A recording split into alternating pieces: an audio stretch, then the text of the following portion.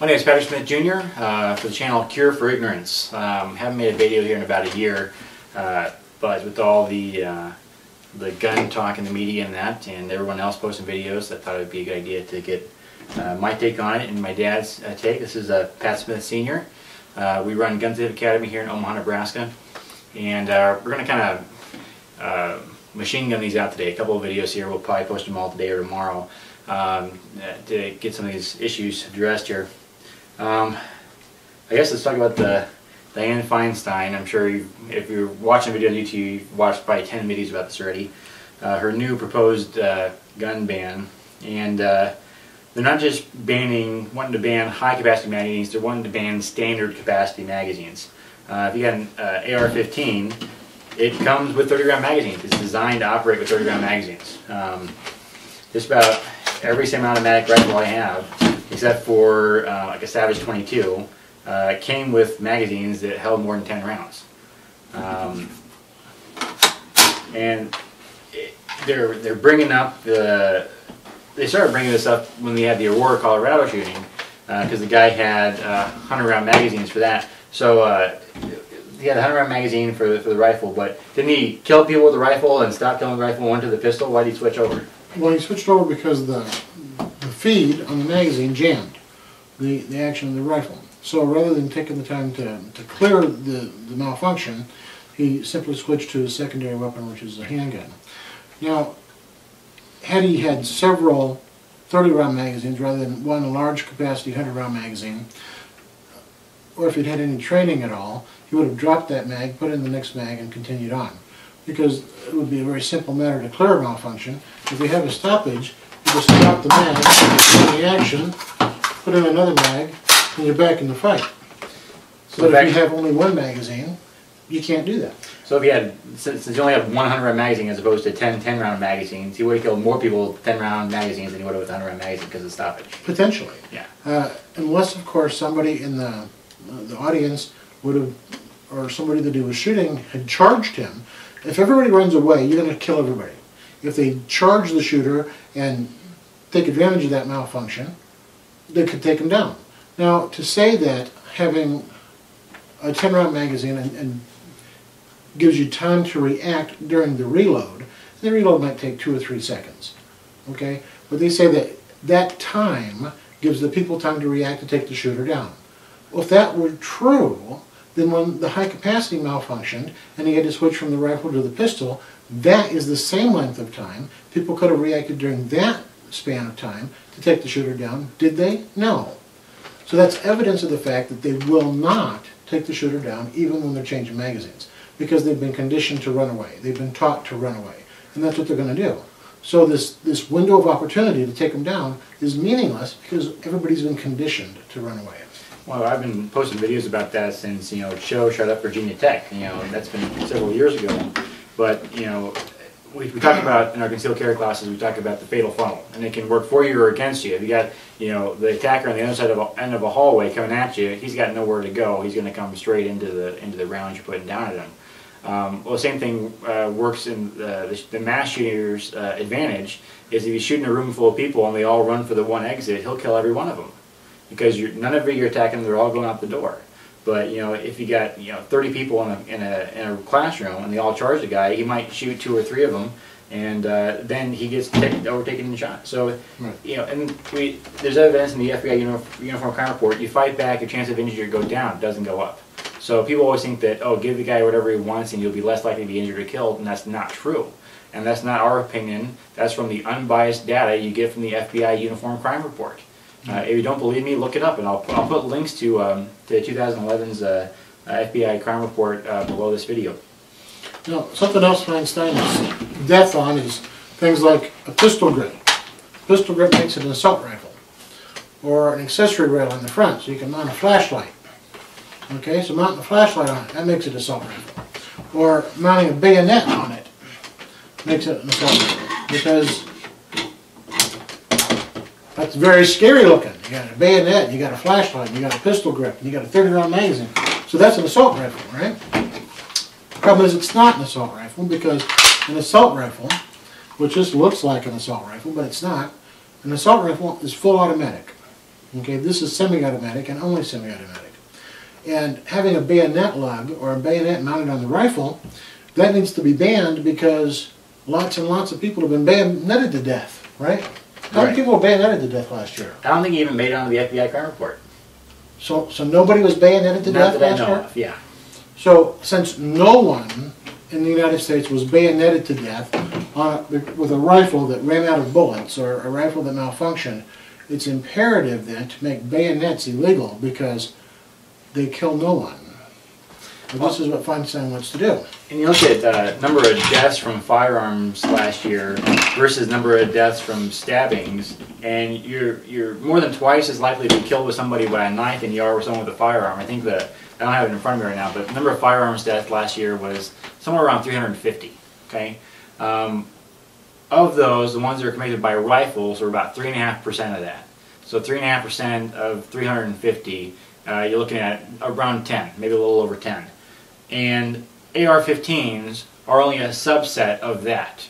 So probably not a single person, well again, we had Aurora this year, so yeah, some people were killed with AR-15 type weapon this year.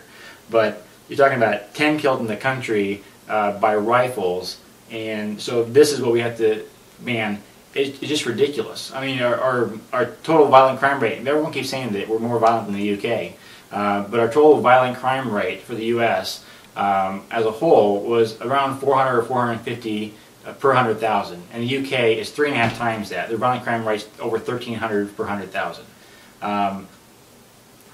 It's just ridiculous. So this rifle here looks like this rifle here, but it's not.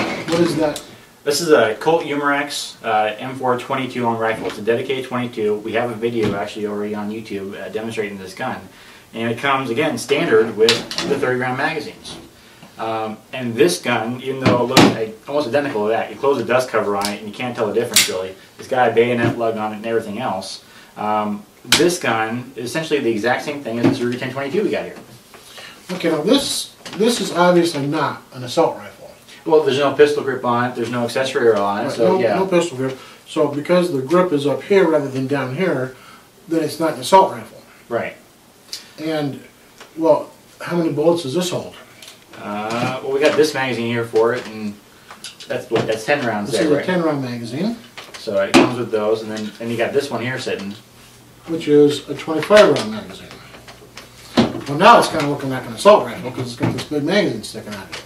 Well, you know, and one of the things Diane Feinstein is wanting to put on the new prohibited feature list for the semi-automatic rifles is she doesn't want a foregrip, a pistol tip grip type thing on the fore end of it. But the wording of it is so vague as to, you know, the magazine could constitute as the forward grip, because it says anything in front of the trigger wheel that can function as a grip that's upright.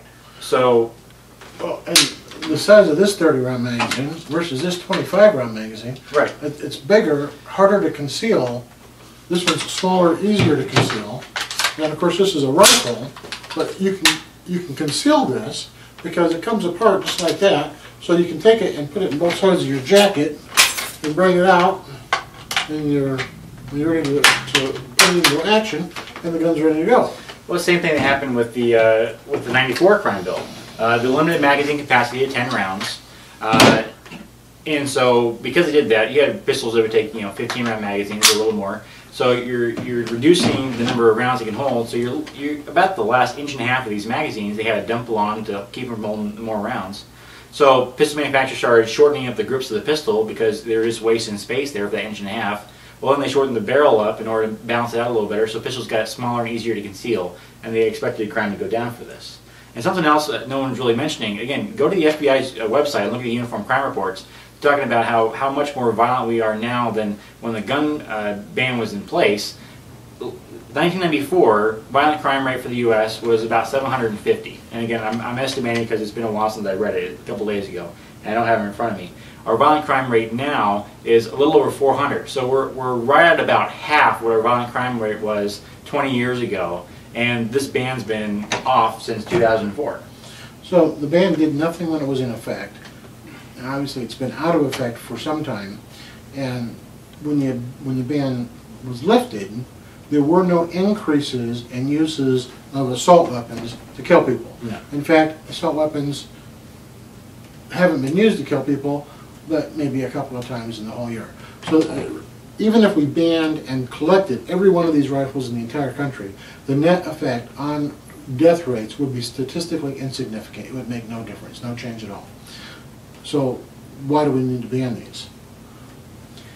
Well, and we'll mention this real quick here too. Everyone, I don't know how many people say, you know, what do you need a .223 for? I mean, it's not for hunting, it's not good for self-defense, what do you need that for?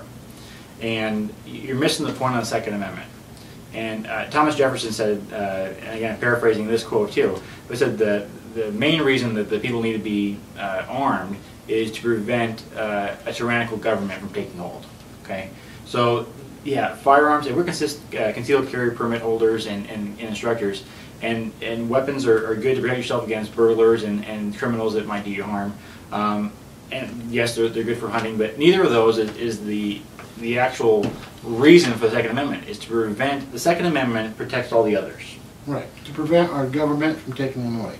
The bottom line is this, it's very simple. Slaves do not own guns. Free men do. Why? Because a free man can tell his government no. There's a limit to what the government can do.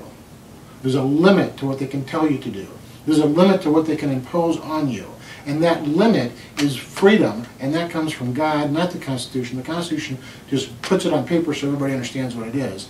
And when the government seeks to abuse and take your freedoms away, the only way you have to defend that freedom is this. And that's why we have to have these, not because of criminals, but because of the government. Why the government wants to take them away? The reason they want to pass this is not about crime, it's about control. The more control the government has, the better the government likes it. If you have 300 million population and everybody has one of these, the government can't tell you what to do. If everybody's got one of these, they can't tell you what to do. But for some reason they think this is not as dangerous. But everybody needs to have a rifle. Everybody. If you can't afford one of these, then get one of these. But everybody should have a rifle. Everybody should have a rifle, and the government should know very clearly that if they try to take them away, that people will stand up in the streets and fight them and say no. I'm going to just real quick plug my book. This is available on Amazon. You can get it either as a Kindle or as a hard copy. It's The Militia Rising, Civil War IV, and it explains the rise of the militia movement in the United States over the last 150 years and why the militia is important. If you want to have a fuller understanding of this, read the book. Again, it's as a Kindle done one, it's like $3.99. The hard copy is about $9.99. But read the book. So a couple tangents there, but I figured an open discussion with you would be a good idea here for this. So the gun ban is meaningless. It has absolutely no effect. We have more than 20,000 gun laws right now. Adding one more gun law, no matter what that gun law is not going to have any effect on crime. All it will do is expand the control of the government and decrease your freedom and your liberty. So any gun ban must be fought and fought hard. We cannot allow it to happen. We cannot allow the government to take away any guns. In fact, we need to expand gun ownership, and we need to expand membership in the NRA and other gun clubs. This is what we need to do. And we need to defend the right to own a knife, too, because in some states, in some jurisdictions, they're passing laws to restrict knives and telling people they can't have a knife and making knife bans. So it's not just guns. They're going to take away everything they can. Okay, we're going to go ahead and end this video, and we'll start the next one. Thank you.